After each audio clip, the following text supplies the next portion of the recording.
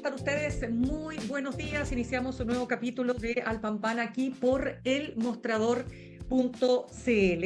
En una mañana que va a estar bien intensa, ya sabemos que el fiscal nacional decidió remover de la investigación del caso Cariola el fiscal regional de Coquimbo, Patricio Cooper, pero ahora diputados del oficialismo, particularmente del Partido Comunista, han hecho una petición a la Corte Suprema para remover al fiscal.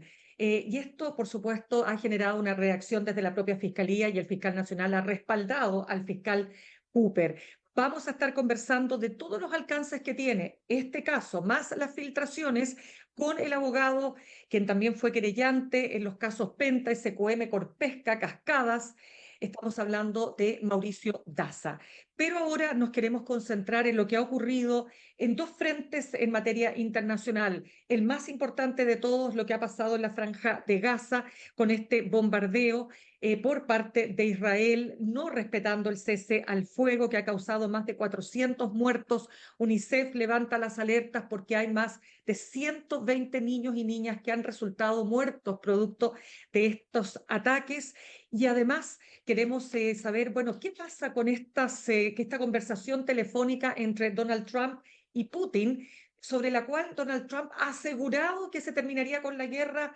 La verdad es que hay muchas suspicacias, ¿no?, en el mundo, y los analistas ponen en duda, en la mayoría de los casos, que esto realmente termine con la guerra y con la muerte de personas. Detrás habría un interés de Putin por lograr quedarse con una parte del territorio, sino con todo. Pero vamos a conversar con un experto desde España. Estamos hablando del doctor en Relaciones Internacionales de la Universidad de Deusto, Sergio Caballero. Sergio, un gusto de tenerte con nosotros esta mañana. Un placer estar con vosotros. Sergio, ayúdanos desde lo que tú puedes observar. ¿Por qué Netanyahu decide romper este cese al fuego y ejecuta esta acción sobre Gaza con este costo en vidas tan alto? Bueno, antes de eso, yo creo que tenemos que entender qué es el gobierno de Netanyahu y en qué contexto llega al poder. Netanyahu es un político que lleva capitalizando la escena política de Israel desde hace décadas. Y no olvidemos que este gobierno, el que está actualmente gobernando en Israel, viene de unas elecciones en otoño del 2022. Recuerdo además, me coincidió que estaba en aquel momento por Israel, que surge o es una coalición de los gobiernos más o de los partidos más fundamentalistas, extremistas de la extrema derecha en Israel. Por tanto, ese es el punto de arranque de este gobierno y además un Netanyahu que lleva cercado por casos de corrupción en los últimos años de manera más y más marcada, ¿no? Entonces, tenemos que entender que todo el conflicto, lógicamente disparado o iniciado a raíz del ataque terrorista del 7 de octubre de 2023, perpetrado por Hamas, pero no deja de ser el pretexto ideal para que un gobierno como el de Netanyahu adopte unas políticas sanguinarias y que van contra el derecho internacional. En este contexto, es verdad que tiene cierta presión doméstica por intentar negociar y llegar a acuerdos para liberar a los rehenes de una manera o de otra. Lo que pasa es que en este periodo, desde el 7 de octubre, ha habido un punto de inflexión fundamental y es la asunción presidencial de Donald Trump. Digamos que la llegada a la Casa Blanca en Estados Unidos de Donald Trump ha envalentonado todavía más a estas políticas de Netanyahu, intentando hacer traspasando líneas rojas que antes parecían imposibles de hacer. Y estamos todos poniendo el foco desde hace meses en Gaza, pero durante ese cese, y ahora voy directamente ya a tu pregunta, Sí. el cese al fuego que se aplica en Gaza, al mismo tiempo ha sido aprovechado indirectamente para seguir haciendo operaciones selectivas en Cisjordania, que de alguna manera quedaban fuera del foco mediático internacional, pero en ningún momento se ha percibido que hubiera una sinceridad a la hora de intentar poner fin a un conflicto que, como digo, a Netanyahu le refuerza domésticamente y le evita responder ante la justicia por temas de corrupción. Entonces yo creo que todos hemos sido muy escépticos con en qué medida ese alto al fuego se podía consolidar y lo que acabamos de ver es simplemente ese ejercicio de sinceridad, ¿no? De alguna manera aplicar una medida de fuerza coercitiva clara frente a la no entrega de los rehenes por parte de Hamas, pues bueno, retomamos sin previo aviso los bombardeos indiscriminados sobre Gaza. A ver, pero ¿hay ahí alguna responsabilidad de Hamas? Porque Hamas la niega. No digo que esto justifique, por favor, en ningún caso los 400 muertos, menos los niños, etcétera, ¿no? Pero quiero preguntarte si hay algo que hizo Hamas que pudo, digamos, justificarle a Netanyahu esta acción. Bueno, por supuesto, estamos hablando entre dos actores que aunque hablen de negociar, al mismo tiempo tienen otras agendas. No olvidemos, me he fijado en Netanyahu y lo he dicho más de pasada, pero evidentemente aquí hay un grupo terrorista como Hamas que comete unos atentados el 7 de octubre injustificados, indiscriminados y con un altísimo coste en vidas humanas y en terror psicológico, ¿no? Eso lo doy por sobreentendido, pero nunca está de más reafirmarlo. En estas negociaciones, yo creo que más allá de lo que podemos saber, que muchas van a ser lógicamente secretas, eh, la voluntad real de Hamas, bueno, es un actor político ahora mismo tremendamente debilitado, en un contexto como es el de Gaza, tremendamente erosionado y la capacidad de negociación que tiene es muy escasa, más allá de las pocas decenas de rehenes que sigue teniendo, ¿no? Ese es su arma negociador. De alguna manera, la presión política doméstica dentro de Israel, aunque sea poca, frente a Netanyahu, había conseguido forzar esa negociación, pero como digo, el escenario de un Donald Trump desencadenado, ¿no? Desbocado, podríamos decir, ha envalentonado también a que Netanyahu dejara muy claro que había que aplicar mano firme. Ya lo ha dicho que esta ruptura del alto al fuego es solo el principio de lo que se viene. No es algo que haya sucedido de manera involuntaria o esporádica, sino que, bueno, es una forma de seguir haciendo política de una manera, bueno, hablando los cañones y no las negociaciones, ¿no? Claro, ahora, Sergio, se dice también en la prensa internacional, los análisis que me ha tocado leer, que evidentemente hay una razón interna porque tiene que enfrentar una serie de acusaciones, digo, Netanyahu, de corrupción, y a nivel internacional está la investigación que se está haciendo en el Tribunal Penal Internacional por crímenes de guerra, tensionado por ambos frentes, ¿no es cierto? ¿Dirías tú que esa es una razón para haber ejecutado estos ataques? Totalmente, sin duda, es una razón para seguir avanzando en esta huida hacia adelante, ¿no? De alguna manera para Netanyahu.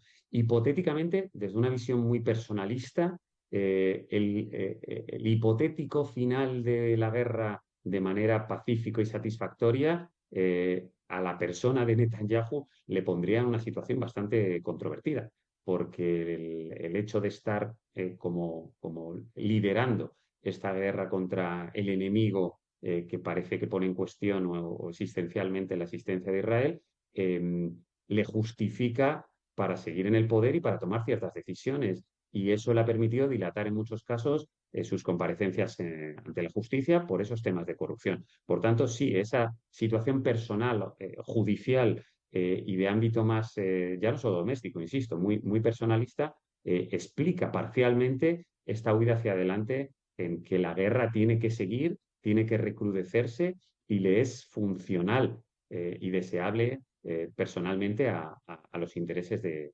Netanyahu, ¿no?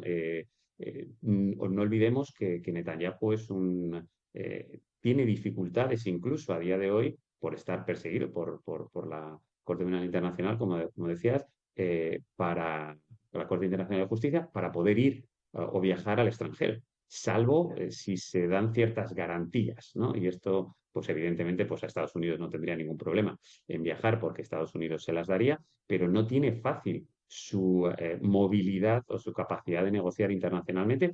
Bueno, pudiera parecer que no le importa, pero a nivel doméstico en Israel, sí, por supuesto, estos casos de corrupción son un elemento más que añadir, además de lo que mencionaba al principio. Estamos ante el gobierno más de extrema derecha, más fundamentalista que ha habido en Israel que se recuerde y de alguna manera el peso de esos fundamentalistas sionistas que apuestan por eliminar, erradicar al pueblo palestino, pues es bueno, un motor también para seguir con bueno, los más de 50.000, ¿no? Víctimas que están estimadas en Gaza, e insisto, y otras fuera de foco, porque hablamos poco de Cisjordania, pero también se están produciendo ciertas operaciones en esa dirección, ¿no?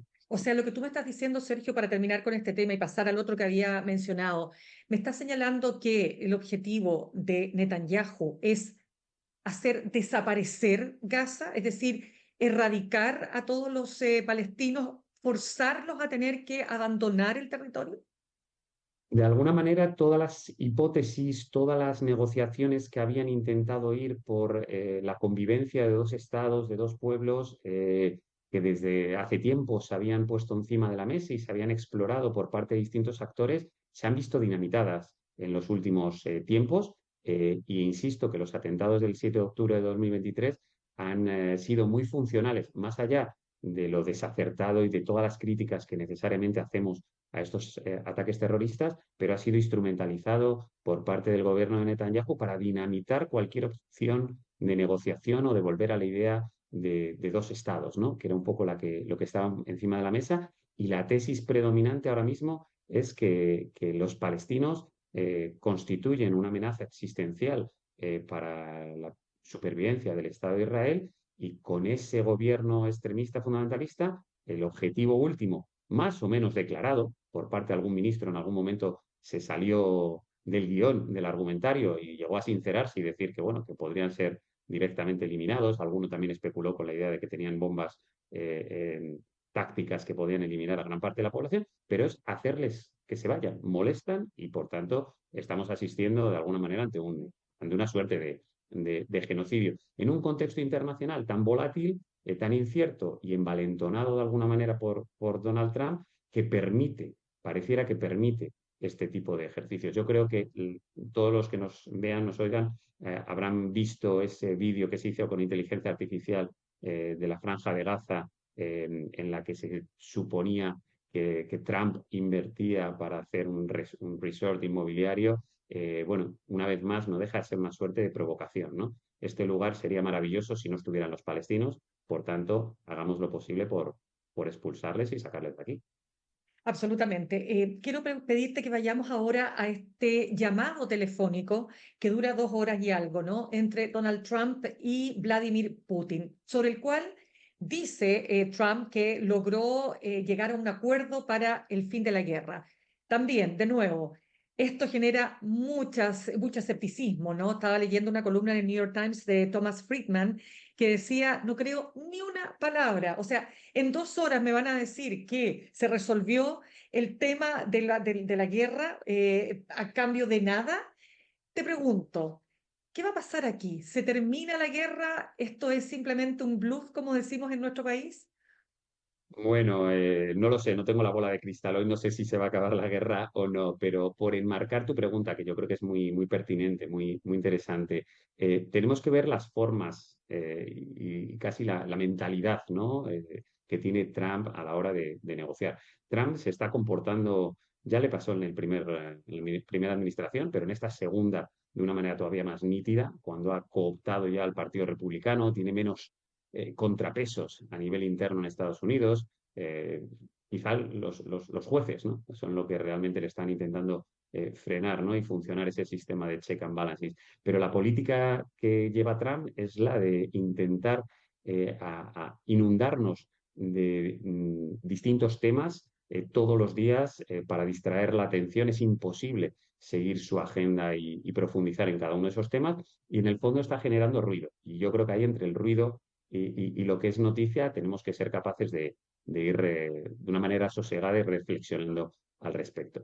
Respecto más concretamente a las negociaciones con Putin, ¿no? Y a la guerra en Ucrania, yo creo que es un escenario en el que, por un lado, se juntan dos actores que se tienen hasta cierto punto mutua admiración. En lo personal, los dos son unos nostálgicos de un tiempo pasado que no va a volver. Siento trasladarles esas malas noticias por si todavía lo pensaban. Putin todavía sigue añorando esa grandeza, digámoslo así, entre comillas, de la Unión Soviética cuando era una superpotencia, y Estados Unidos, Trump sigue soñando con esa vuelta a los años 60, cuando los coches se hacían en Detroit y cuando Estados Unidos era un actor indiscutible y se sabía quiénes eran los enemigos, ¿no? No este mundo complejo e incierto que es tan difícil de desentrañar. Ese ejercicio de nostalgia es muy pernicioso, porque ese mundo no está y no va a volver más. Y en vez de intentar incorporar matices, de incorporar actores, de fomentar el multilateralismo, lo que está primando es una visión casi del siglo XIX o XX, ambos países, ambos líderes pensando en expansionismo territorial. Lo vemos con Ucrania, pero también lo hemos visto con las aspiraciones de Trump con Groenlandia o con el Canal de Panamá. Intentar ganar esferas de influencia, ¿no? Yo aquí siempre digo a la gente que está bien que con un poco de espíritu crítico pensemos dónde está el otro actor en danza, ¿no? ¿Qué está diciendo? ¿Qué está diciendo un actor como China? Y realmente China tiene un perfil muy bajo. China está dejando hacer. Ujú. Yo creo que está pensando de alguna manera que, que los desafectos y los actores que se sientan maltratados por Trump, de alguna manera van a acabar acercándose a la capacidad de seducción china, ¿no? Yo creo que también es una lectura que hay que poner encima de la mesa. Ah, mira, Aterrizando más, interesante. y perdona que me Sí. extienda, No, al dale tema nomás. más específico de Ucrania, Trump lo que está buscando es una solución rápida, que no justa, sino rápida. Y con su forma de negociar, cual bully, de alguna manera, amenazante, y algunos han llegado, bueno, la han calificado como diplomacia transaccional, ¿no? Y que también en el tema de los aranceles, yo te doy esto, ¿qué me das tú? Y si no, pues negociamos de una manera coercitiva. Está intentando poner las bases para que, para que esta guerra acabe pronto, porque de alguna manera cree que puede sacar tajada, cree que puede sacar un beneficio, y ahí están las negociaciones para los minerales y cómo le hizo una suerte de encerrona a Zelensky en su visita a la Casa Blanca. Y por otro lado, esta inestabilidad le dificulta el verse o proyectarse en el mundo como el gran actor, estabilizador, pacificador, el líder indiscutible, ¿no? Entonces, quiere una solución rápida, aunque no sea justa, siendo capaz de poner coerción en las distintas partes. Me temo que no va a ser, como bien decías, no va a llevar a un éxito. Putin, yo creo que bueno, le conoce, ha negociado otras veces con él y en algunas cosas puede estar de acuerdo, pero no va a ceder en ciertas líneas rojas, como ya ha dejado claro. Acepto el cese al fuego, pero a cambio de debilitar a Ucrania y dejarla prácticamente indefensa para que después pueda tener todavía mayor ventaja bélica.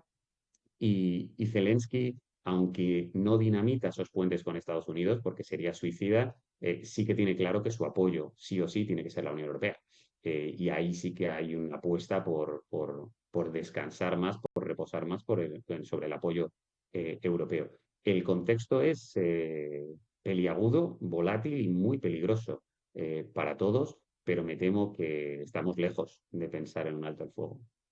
Y en ese sentido, cuando tú dices aquí es fundamental el apoyo de Europa, porque precisamente lo ha dicho Putin, ¿no?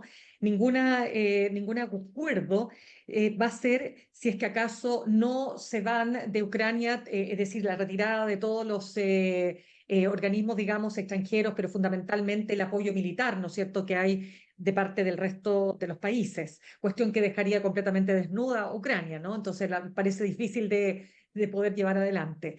¿Qué rol entonces tiene que jugar aquí Europa en todo este mapa geopolítico?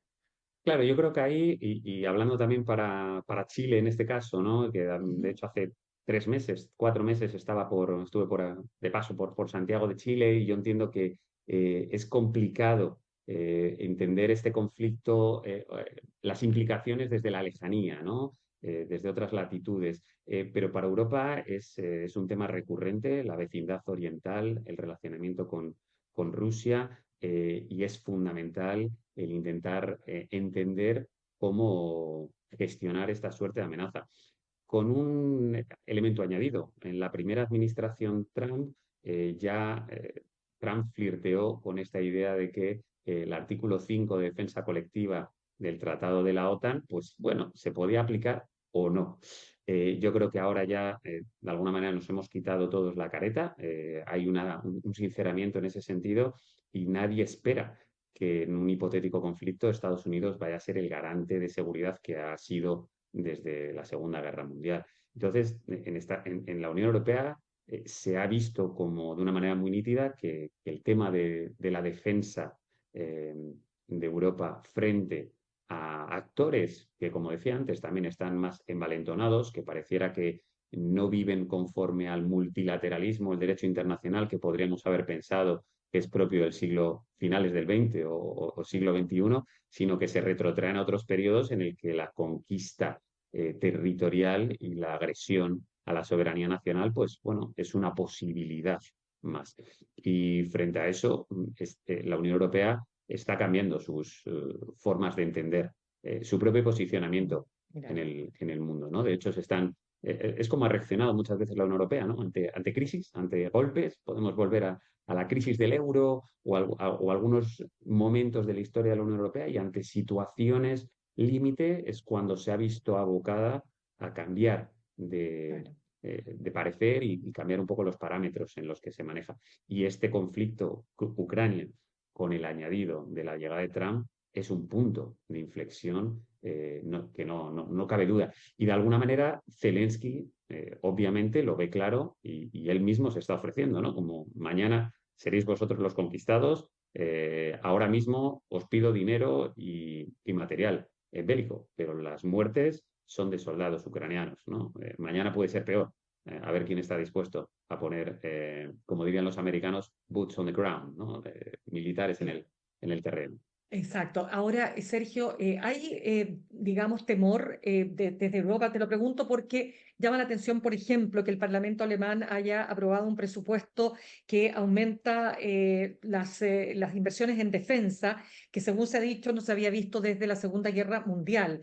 ¿Se está armando Europa frente a un posible escalamiento de este conflicto o todavía eso es lejano? Está encima de la mesa. El tema es, como decía, muy peliagudo. Ujú. Europa nos consideramos como un espacio no bélico, donde ha primado las normas, otra forma de entender el multilateralismo, la resolución pacífica de conflictos, o por lo menos se intenta proyectar y autopensar así, pero a que nadie se le escape que eso ha descansado sobre la seguridad de la que proveía los Estados Unidos. En el caso alemán que mencionas, Ujú. algunos analistas últimamente estaban poniendo el foco en cómo ese milagro, supuesto milagro alemán, ahora que lleva 2 años de recesión, pues era impostado, ¿no? No era tan real como parecía. Estaba sustentado en una energía barata, provista principalmente por Rusia, en forma de gas, por una mano de obra relativamente barata, tiene que ver con la Europa del Este y la ampliación de la Unión Europea al Este, y también por la provisión de seguridad que se garantizaba por Estados Unidos, ¿no? Entonces, digamos que no es que estuviera haciendo trampas, pero que así es fácil crecer ese milagro económico. Bueno, pues ese mundo, bueno, una vez más, en este ejercicio de ruptura con la nostalgia, ese mundo no existe más y hay que plantearse hacia dónde quieres ir con este nuevo ecosistema. Yo creo que la Unión Europea, su apuesta fundamental es por el multilateralismo, no es necesariamente gastar más. Yo creo que ahí hay una parte de sobreactuación y hay gente que está instrumentalizando para hablar de una suerte de rearme y una escalada que no llevará a nada positivo, pero sí que obliga a una cierta coordinación, una convergencia, intentar coordinar mejor ciertos esfuerzos.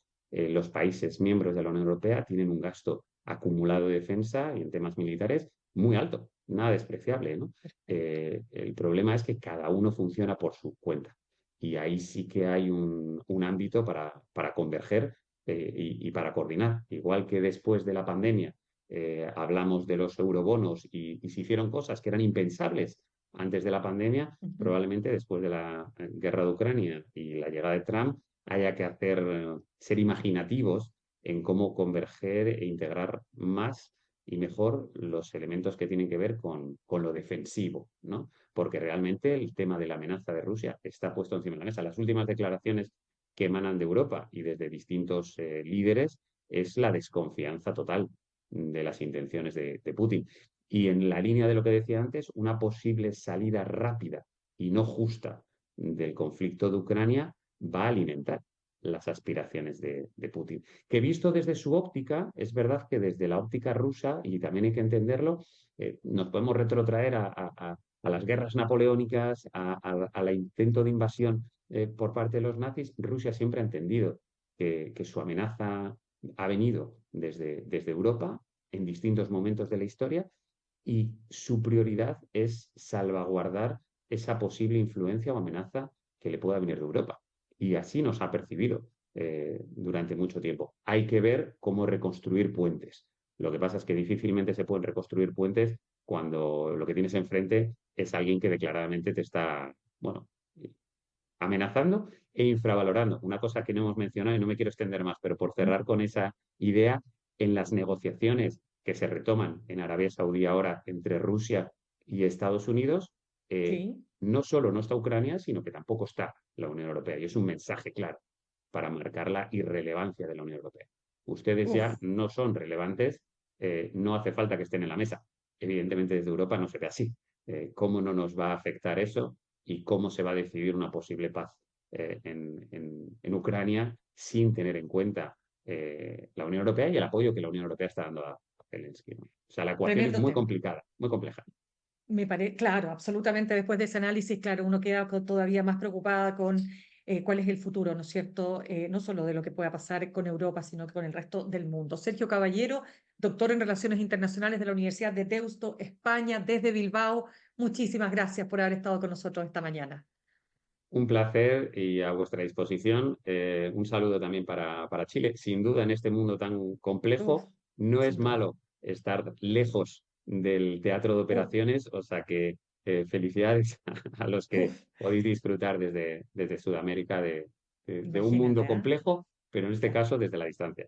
Uf, totalmente, y creo que es un punto muy interesante el que tú abordas, que lo podríamos conversar, por supuesto, en otro momento. Gracias, Sergio, una vez más. Un placer. Que estés bien. Gracias, igual.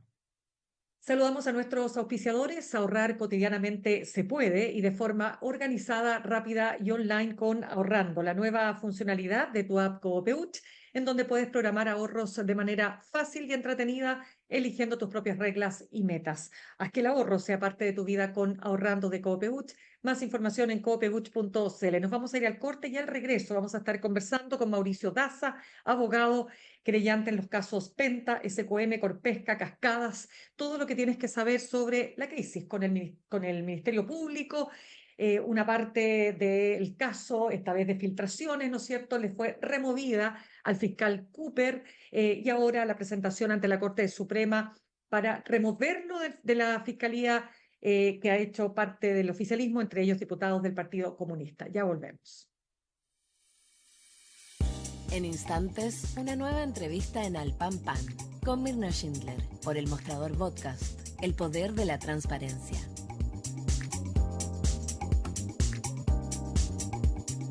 En Coopeuch,